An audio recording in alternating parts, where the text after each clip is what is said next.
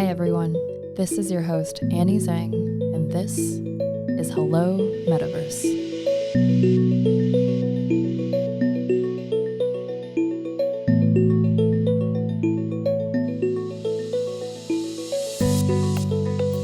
Think about the last time you moved to a new city, or maybe you just started college and you're part of a new community. Perhaps it's terrifying, or exciting, or both. Maybe it's an opportunity to reinvent yourself, or just another chance to find your tribe and find belonging with a group of people who see your magic. For many, the metaverse has become a rich place to do that in a more accessible way. A place where you can reinvent yourself, try to be someone or something completely different, or a place where you can express your true identity, but in new ways, and be able to connect with people that you otherwise would not have access to in real life. Whatever your intent is, what's notable is that digital identities have far evolved beyond the simple username and emoticon from the AOL days, or that profile photo and personal page that you see on Facebook or Instagram. It's become rich, complex, and more contextually relevant to communities and worlds online. Today, we will be exploring this evolution of digital identity with Rex Woodbury. Rex is a principal at Index Venture, a global venture capital firm where he invests in consumer internet and consumer software businesses. He's particularly interested in how people and tech intersect, including the topics of online communication, creators, and digital economies. He shares his thoughts on his blog Digitally Native, which is on Substack. And before Index, Rex worked on go-to-market at Airtable, impact investing at TPG's Rise Fund, and was a Knight Hennessy Scholar at Stanford. I hope you enjoy our conversation. So Rex, you're famous for running a marathon in a suit in record time. You're famous on Instagram as well. You're a technology leader on Twitter and a staunch advocate of redefining masculinity. How do you balance all these different identities? I think famous is a generous word, maybe in the internet definition of many different niches on the internet. But I don't know. I think my dad growing up emphasized being a Renaissance man in many different ways. And he's just like this really interesting person. You know, I owe a lot to my dad. My mom passed away when I was 1. And so it's always been my dad, brother, and me. And my dad, I like to joke, is sort of like the Dos Equis most interesting man in the world. He was a writer. He wrote and published a medical thriller about an assassination attempt on the president. He took a sabbatical and filmed a movie when I was young. I actually do have an IMDb page because I was the baby born at the end of the movie, like the infant at the end. And unfortunately, my film career never survived beyond that. But he was just this interesting person. He was a mountain climber. You know, he was just really gave up a lot of that when my mom passed away to take care of my brother and me. But I think before that had this really vibrant and interesting life and kind of encouraged us to do the same and stay interesting.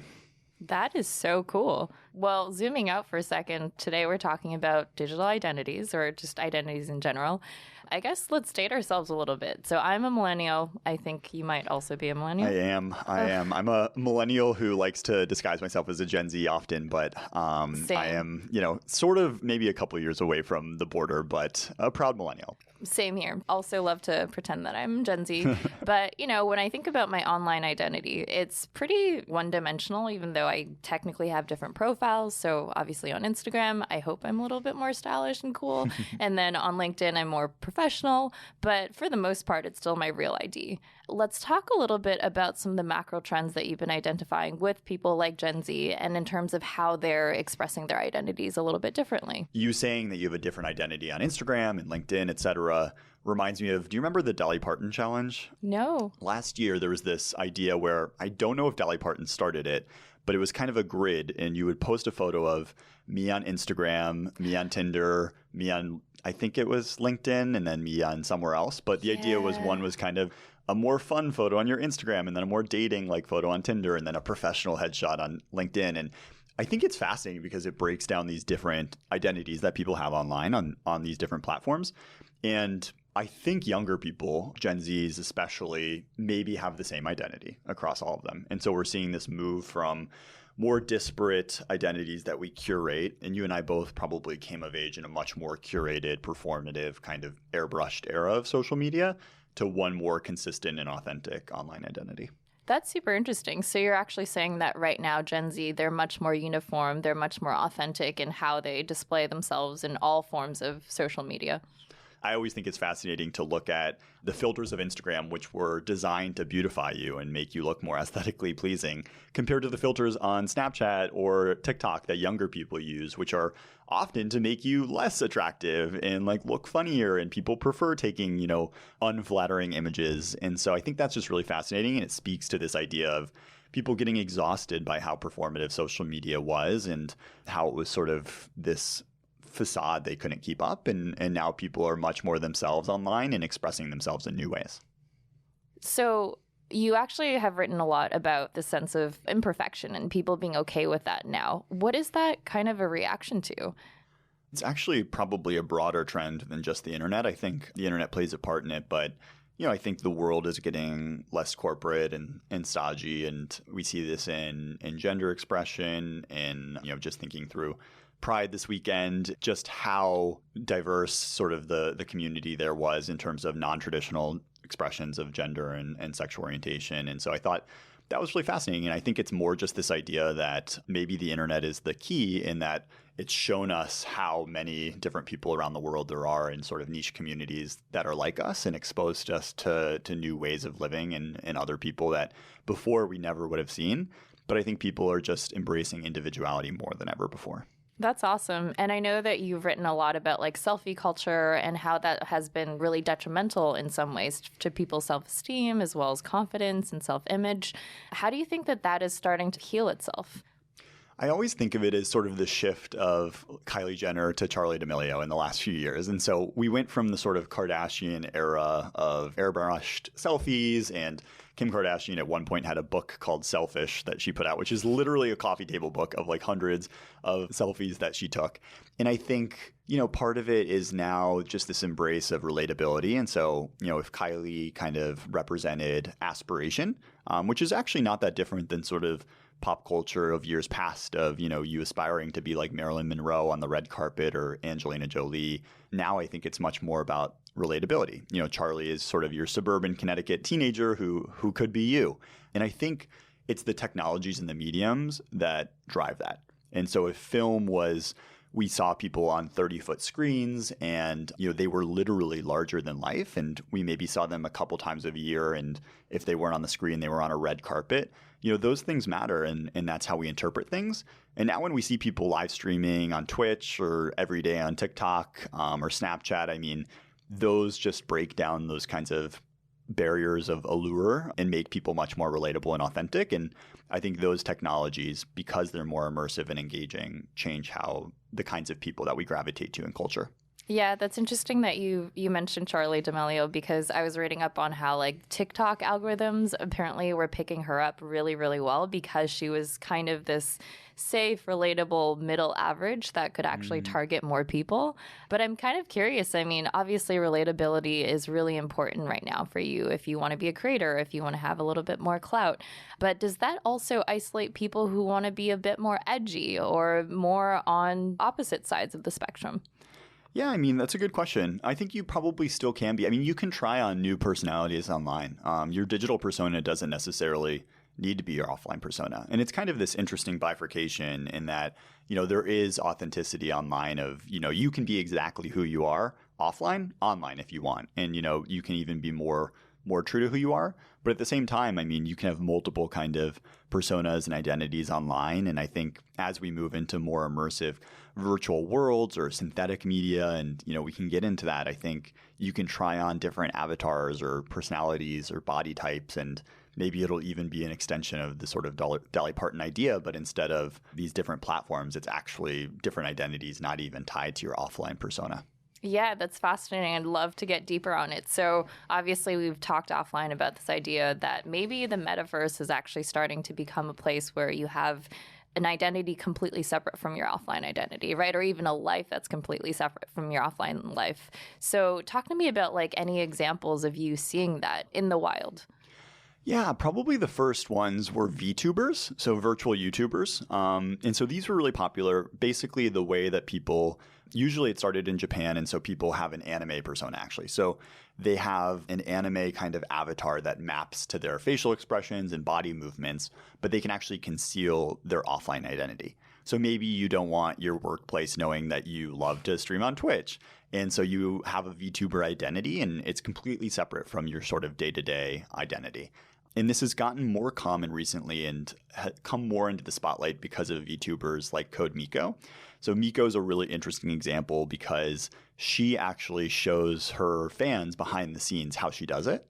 And so she has a like $30,000 motion capture suit. She uses the Unreal Engine and creates this persona.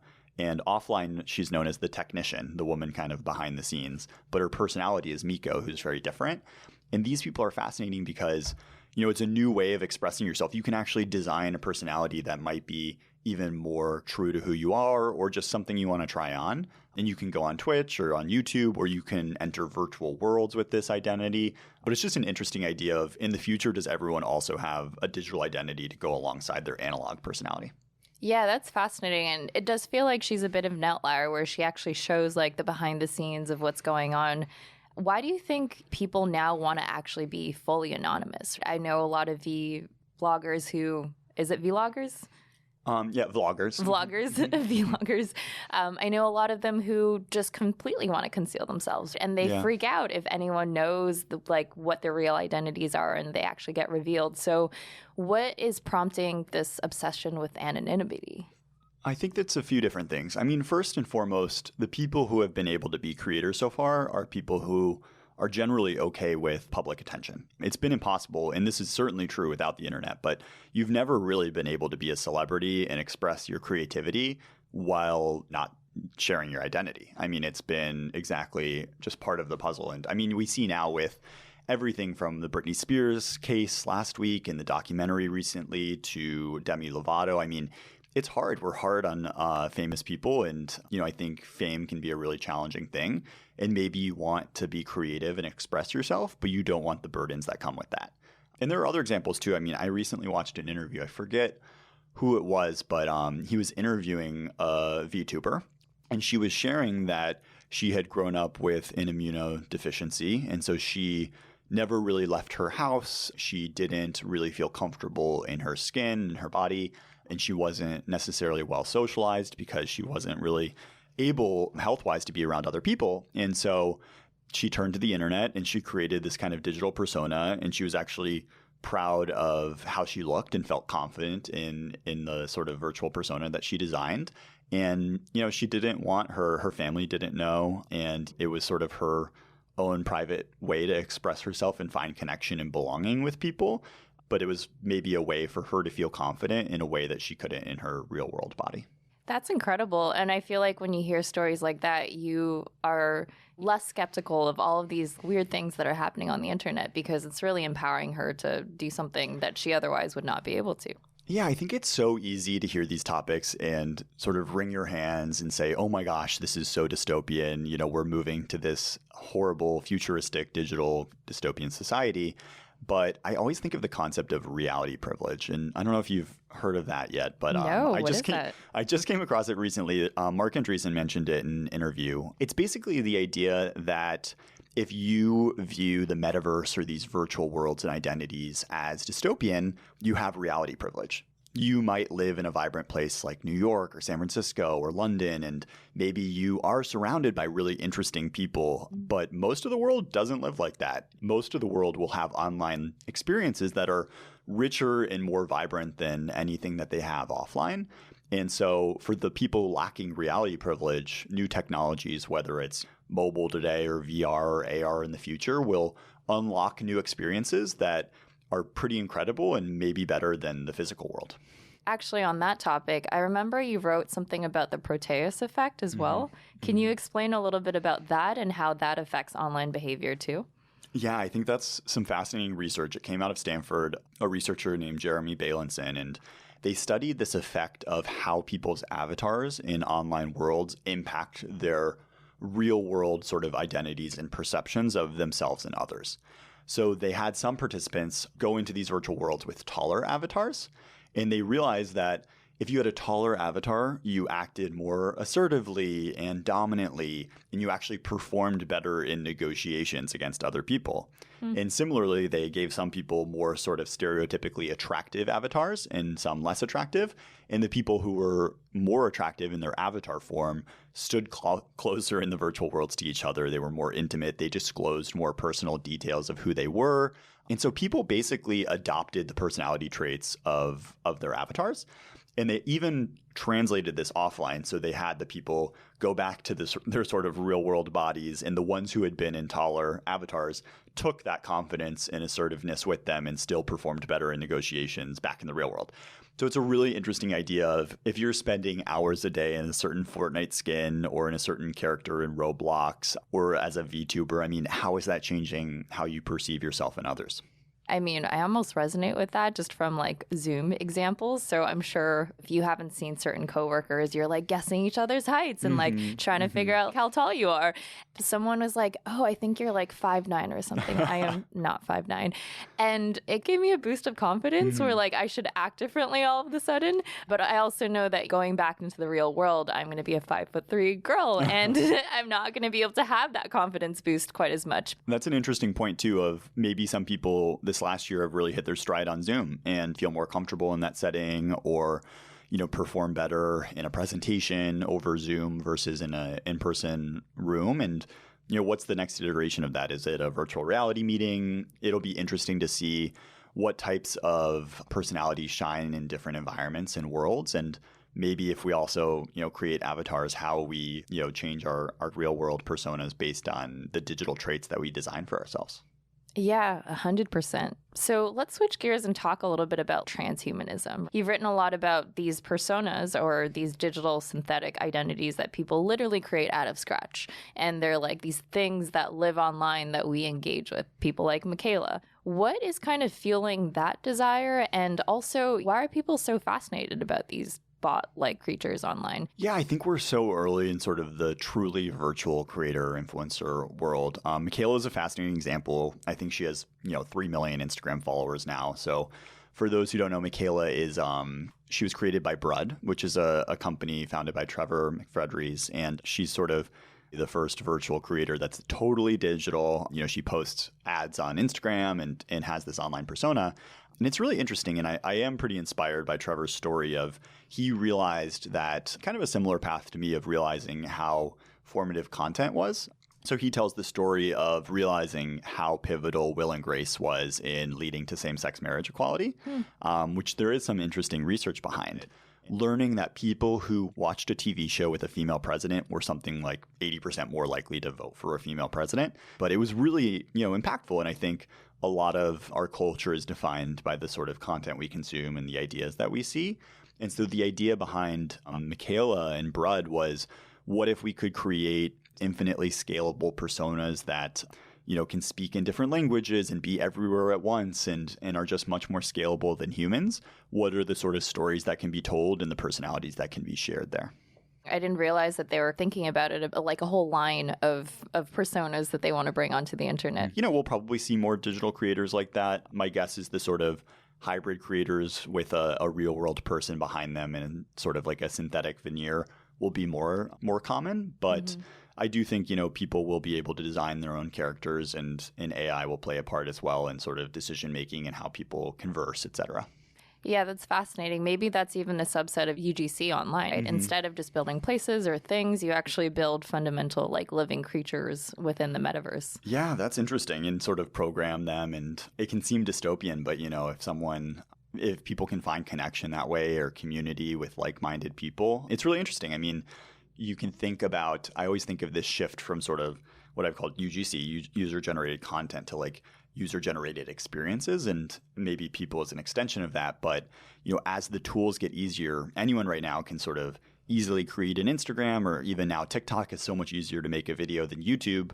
But what's the next level of that? Is it so accessible that anyone can create a Roblox experience, instead of 3% of people being Roblox developers on the platform, maybe it's 80% or 90%, Or what are ways that people can actually design virtual worlds and pretty robust virtual characters as well?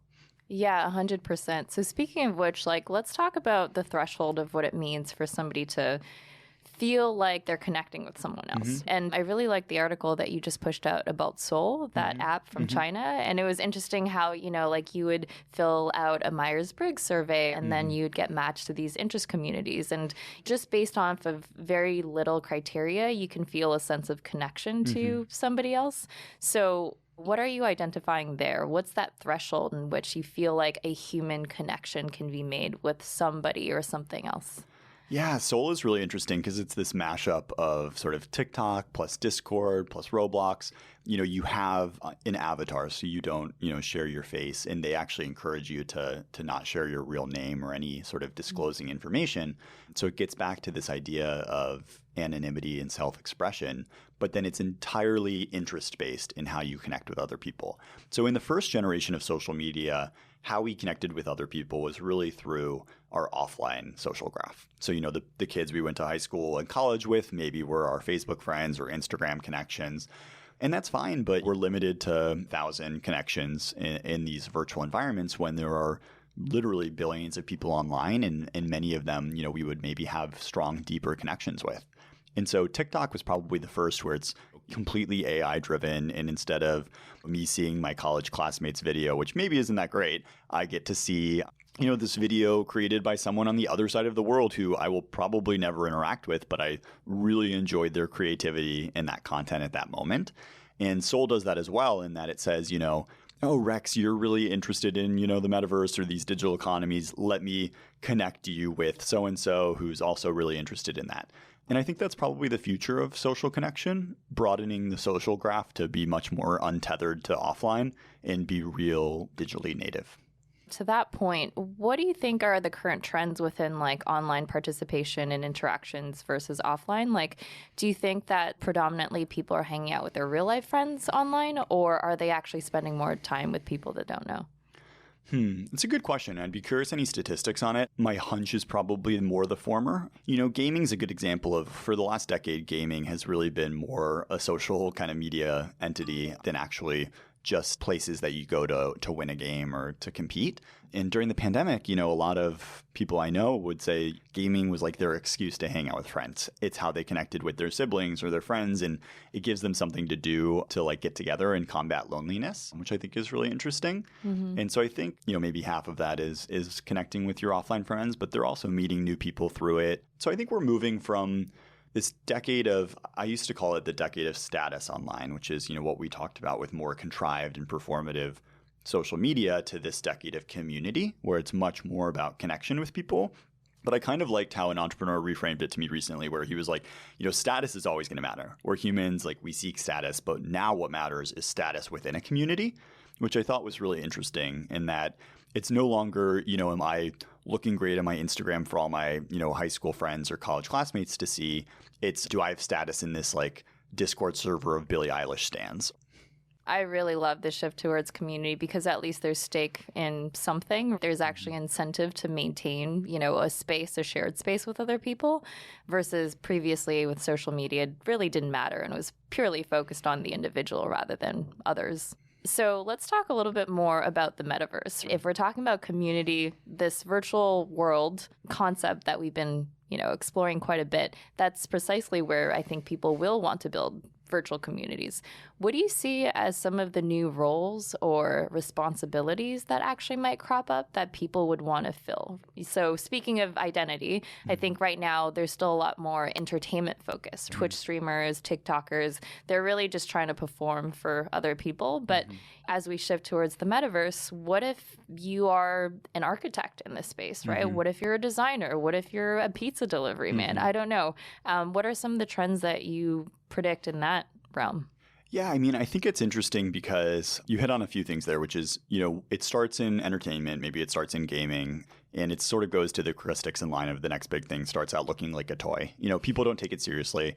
People didn't take Instagram or Snapchat seriously. They said, Snapchat's disappearing photos and Instagram is, a highlight reel of your life. For now, I think it's so fascinating seeing people dismiss TikTok in the same way of saying, oh, it's just, lip syncing dancing videos, but it's so much more than that.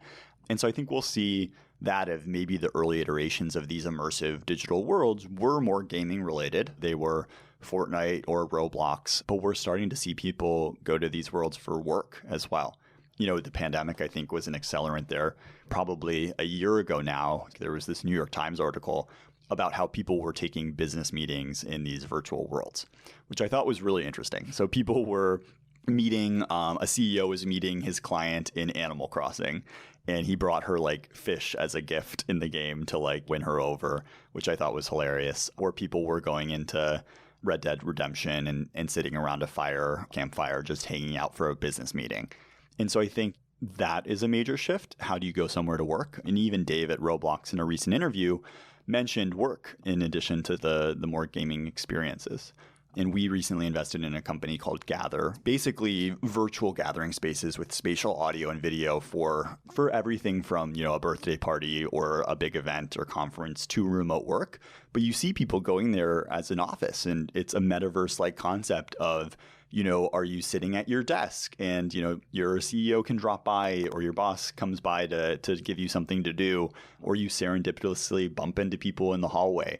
And I think that's a really interesting step forward away from just the entertainment aspects to like actually people going to these digital worlds for work, for dating, for all sorts of parts of their life.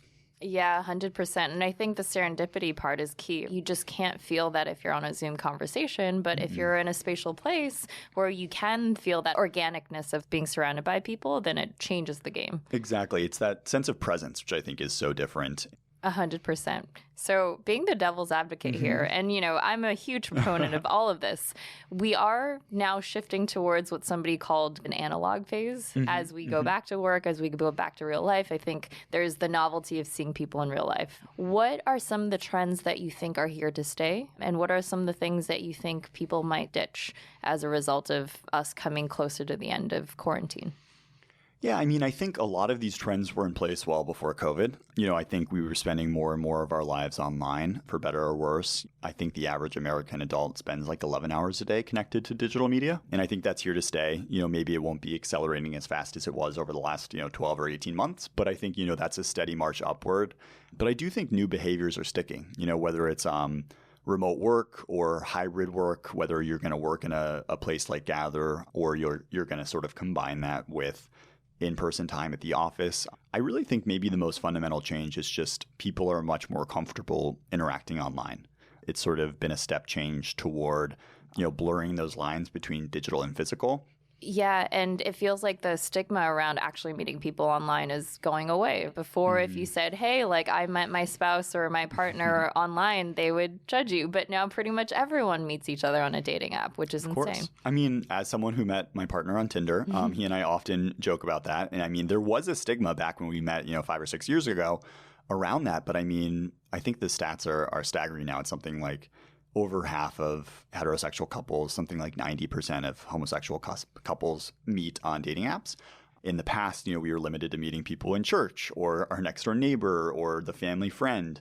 And, now we just have such a greater breadth of, potential contacts and potential love interests or friendships or work. And so, that's great in that the entire world is open to us instead of just our small corner of it.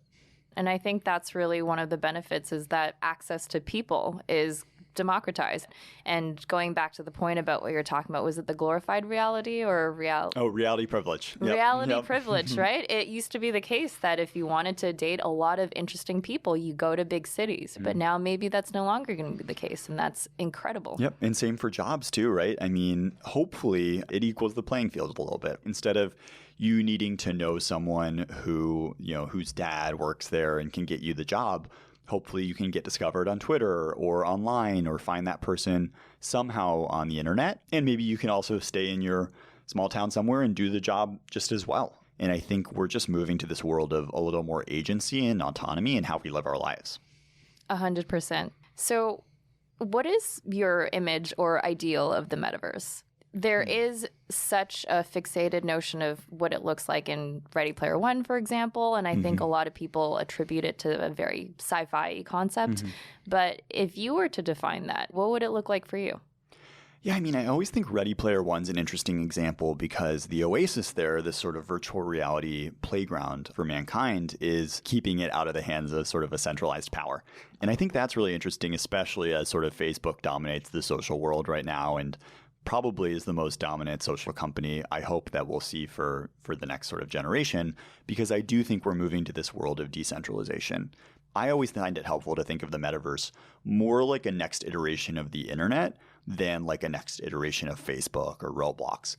And so it's this place where there are many different destinations in the metaverse, so just like there are websites now, and there are, decentralized players that all sort of own it. Or, I mean, we can get into the crypto sort of rabbit hole here, but I do think blockchain will play an important part, and the metaverse will probably be user-owned. Let's press more on this whole blockchain decentralization part. So what I always try to grapple with is a lot of these metaverse-y experiences are centralized right now, whether it's Roblox, whether it's still the traditional social platforms like Facebook or Instagram.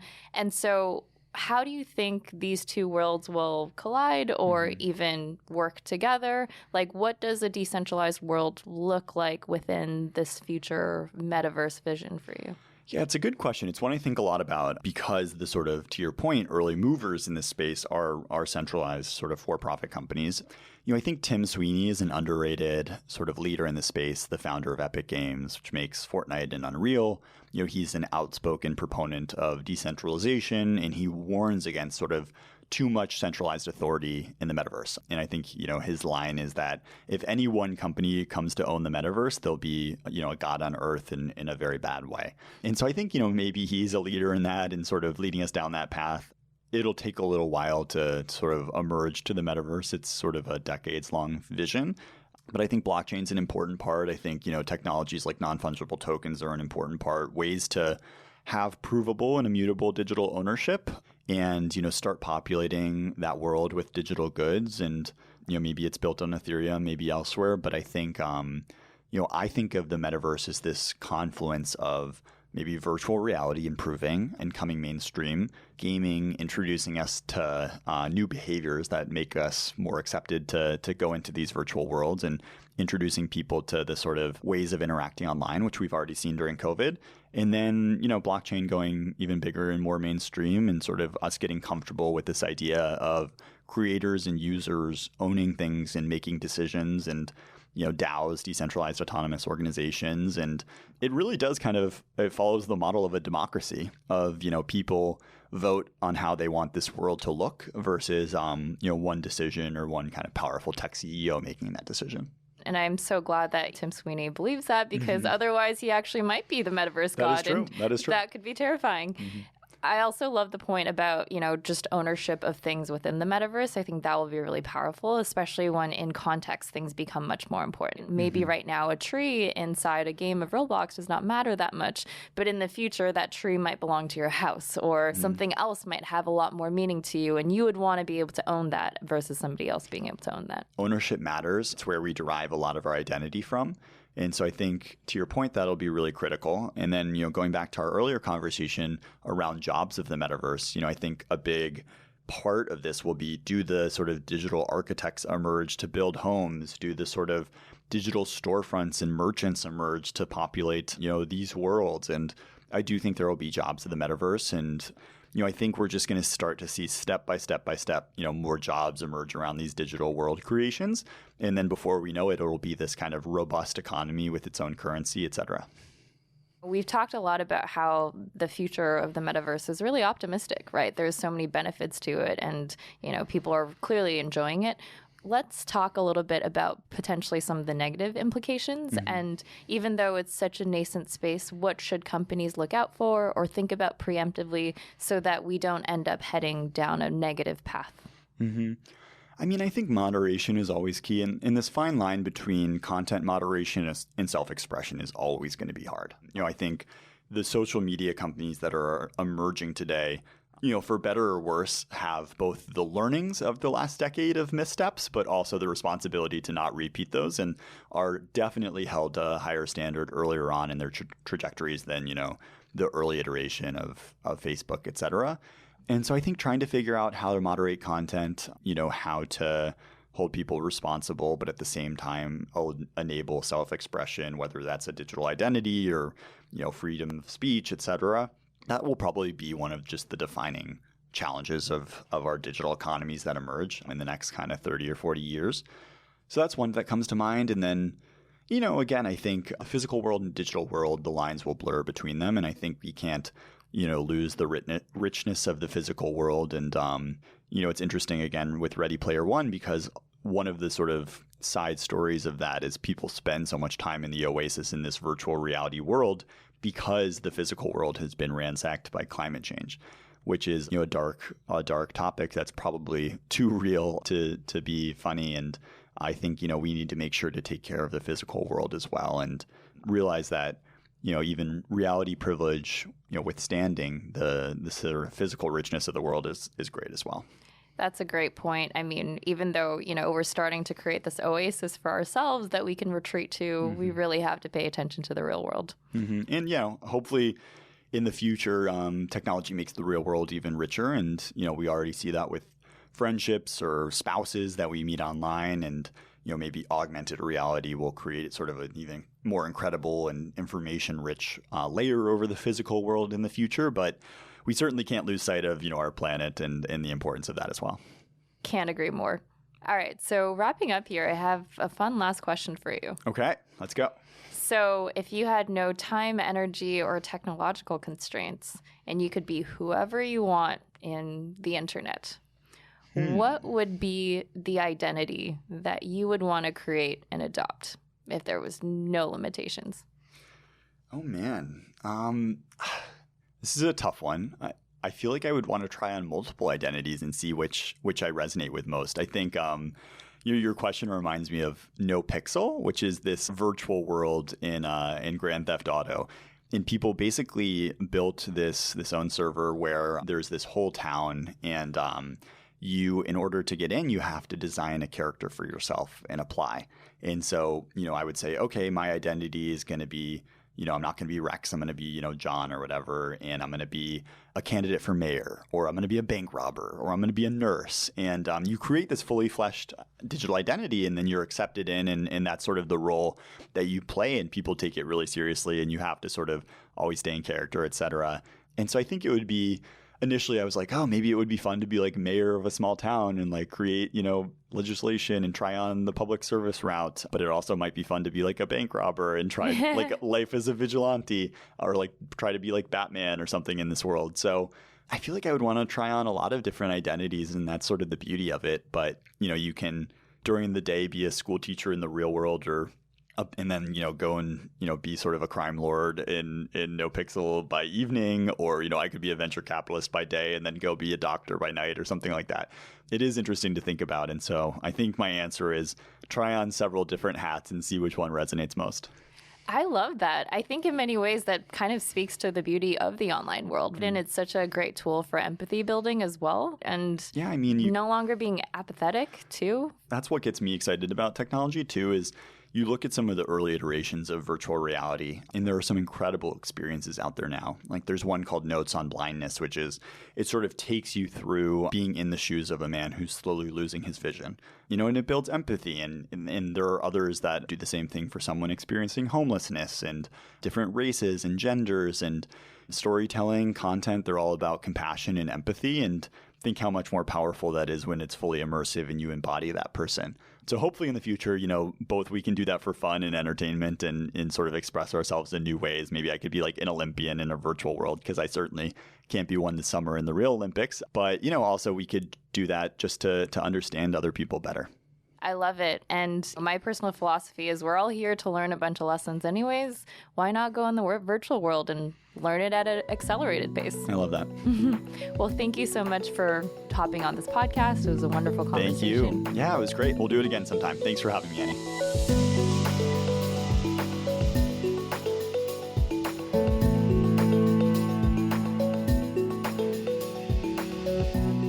That was Rex Woodbury. You can find him on Twitter at Rex_Woodbury. And you can subscribe to his blog, Digital Native, on Substack, where he publishes weekly posts about new trends at the intersection of consumer tech and online communication, creators, and digital economies. If you like this episode, feel free to hit the subscribe button on your podcast of choice and leave a review. If you have feedback or ideas for topics or guests to bring onto the show, please email me at annie@hellometaverse.fm. Thank you for listening. This is your host, Annie Zhang, and I will see you next week.